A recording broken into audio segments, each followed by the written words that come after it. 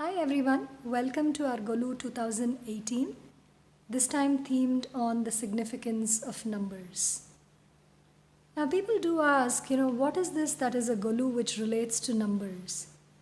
We said we are going to pick numbers because numbers play such a significant role in our lives. Whether human beings, whether divine godly creations, numbers play such an indispensable role that we said we will highlight the same in the Golu this year and also relate to see how it is relevant to us in our everyday lives. Out here, as we start off the stories, we'll quickly first look at the relevance of numbers in the life of human beings.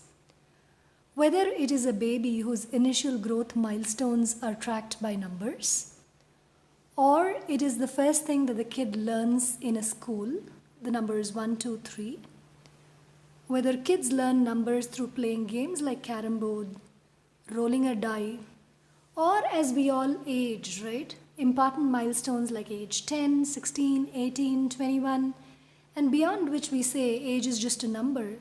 Number in our lives plays a very, very significant role.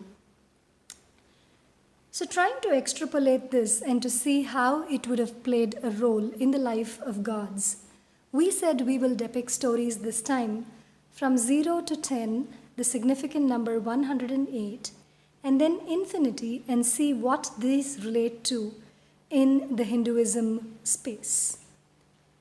So out here in the center, as you always see, we have our mini Golu. As we traditionally know, Golu is always a set of dolls arranged on a series of odd number of steps. And this being a themed Golu, we still keep our odd number of steps inside in the form of this mini Golu. Let's move on to the first number, number 0. So number 0, as we all know, is a significant contribution that India made to the global math.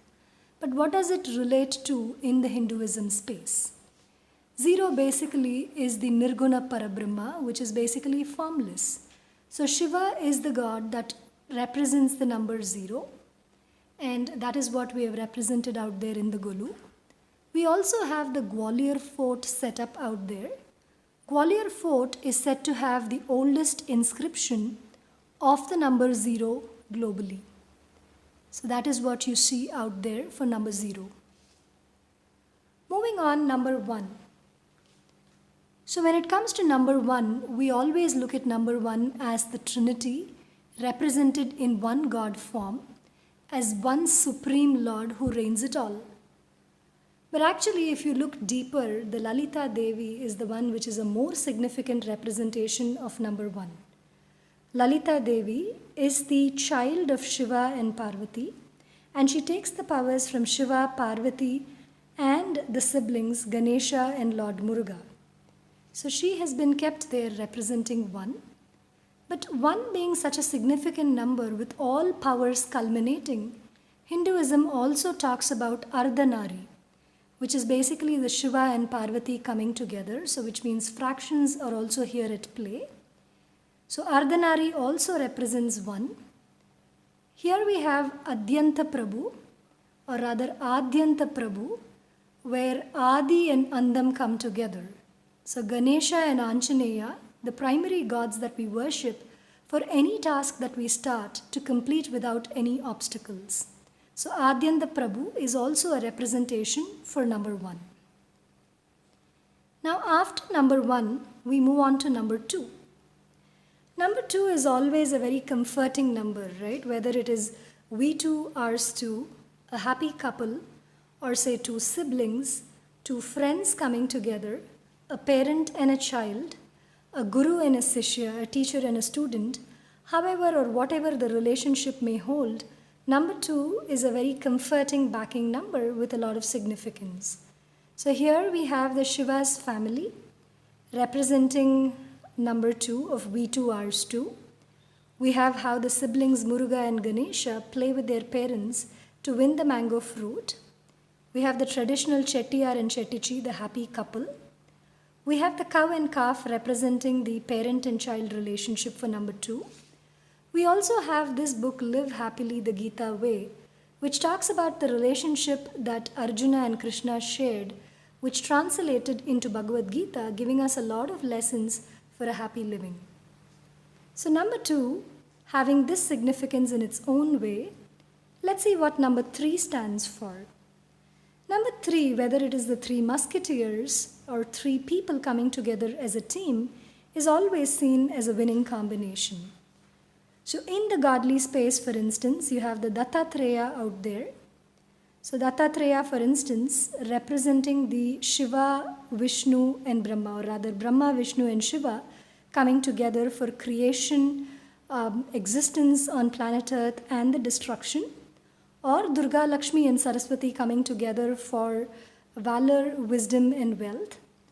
Or when it comes to the relevance in the world that we relate to, we have the trinity of Carnatic music, Tyaga Brahmam, Shama Shastri and Muthuswami Dikshidhar, who put Carnatic music on a global pedestal, withstanding time-tested years over the period of time. So this number 3 is always seen as a winning team that has been represented out there. Let's move on to number 4. Number 4 seems this, what is fancy about this number? It is yet another number kind of a thing, and wait till you hear what is there for number 4.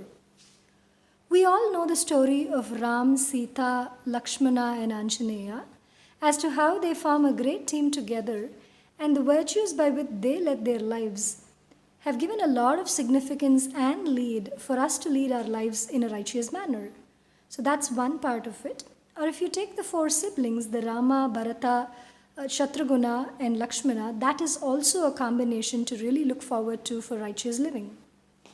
But the other one, which is not often spoken about for number 4, is how Dattatreya, the monk, basically represented by Mother Earth with the cow out there, and the 4 dogs representing the 4 Vedas in the Hinduism space, the Rig, Yajur, Atharvana and Samaveda, have given us a lot of guidance in terms of how to lead a righteous life again. And if you see out there, when it comes to Vedas and numbers, Vedic math is also something that is gaining a lot of momentum in schools. Mathematics done the Vedic way is actually so much easier, so much more scientific in nature that schools are beginning to embrace this in their core curriculum. For example, multiplication is so much easier when done the Vedic way. So that is what is represented for the significance of number 4. Let's move on to number 5. So number 5 out here, we've traditionally known of multiple things for number 5, right? So whether it is the Panjakshari, the goddess with the 5 core powers, or the Panjabhudangal, Shiva, where Shiva is worshipped across Andhra and Tamil Nadu, representing the 5 elements of nature, be it space, air, fire, earth, and water. Or more importantly, the Panjapandavas as well, the Panjapandava brothers of the Mahabharata that we all know. We only know them as a team that is very united. Apparently, they represent the 5 senses. So that is also something that is represented.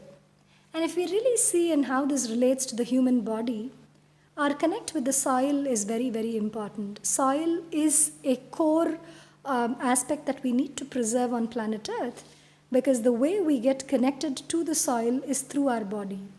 So up to neck, we are all hollow, representing the sky. Neck below in the lung area is represented as air. Our stomach is the area of fire. Stomach below, we are grounded by gravity towards the earth, and our body is made up of 71% water.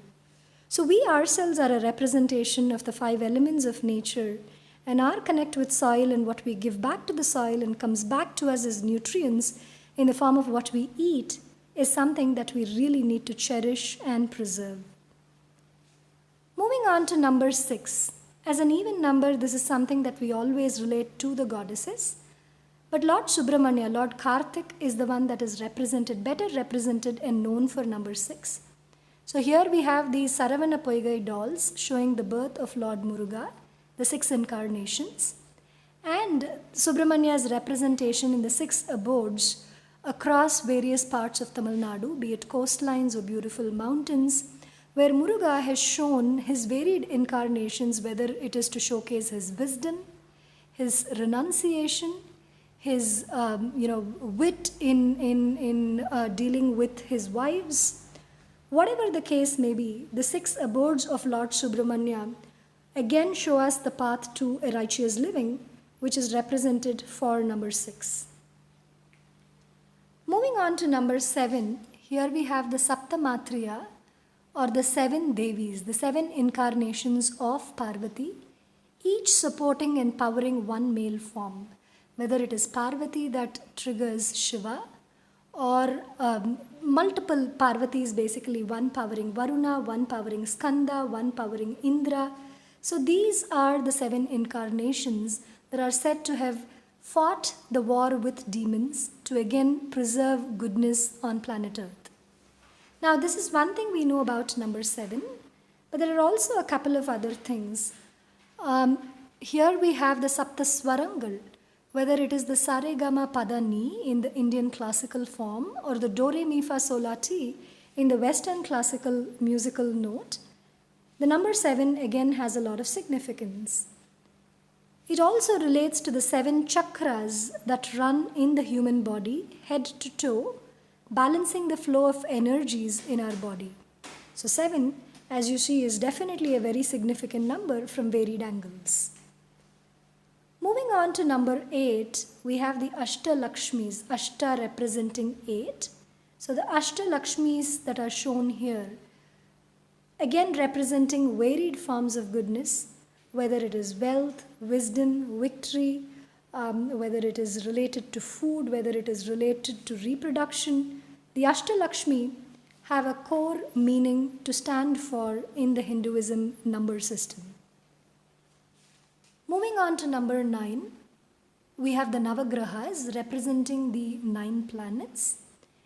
And these have a significant role in how numerology is calculated in the Indian astrological system, and how these planet positions influence again the flow of energies, and sometimes whether you believe in it as how these are going to influence your well-being for a certain given year, or how these again impact the flow of energies in your body.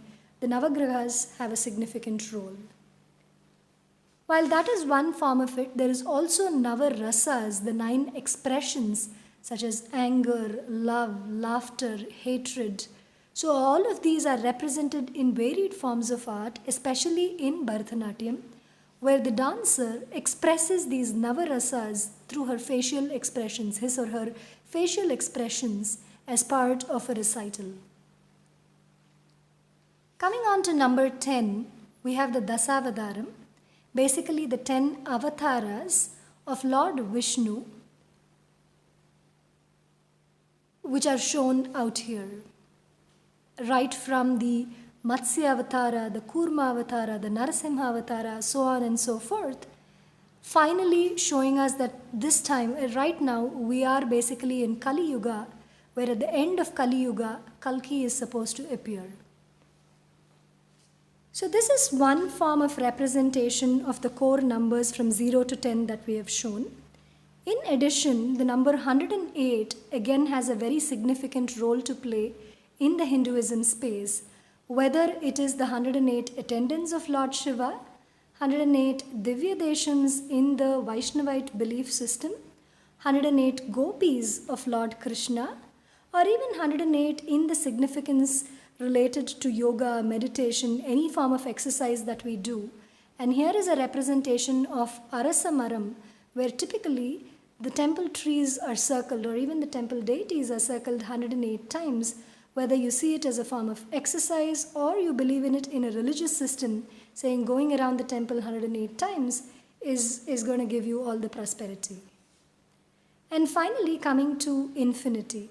Talking about infinity, we've basically kept the Kamadhenu, the cow of plenty. And so this cow is believed to have provide 33,000 crore nutrients in the form of the produce that it provides. And when these 33,000 crore nutrients relate to the human ecosystem, they map to the number of microbes in the human body. So that is represented, Kamadhenu is represented for infinity. So the number system certainly has a lot of meaning, whether you believe in it from a mathematical angle or from a religious angle, and how it relates to us in our day-to-day living. So as mentioned again, that is what we have represented in our Golu this time. And the one request we have for everyone is to preserve our planet Earth in ways and means possible. And to that extent, we have also planned a Golu return gift, which is basically a reusable cutlery kit, recommending people to reduce the number of plastics, the plastic footprint on planet Earth, so that this number system, which is magical, will help continue preserve the prosperity on planet Earth. Thank you again. Wish you all abundance of prosperity in the festive season ahead and a wonderful holiday season in the months to come, and a very prosperous and peaceful 2019. Thank you.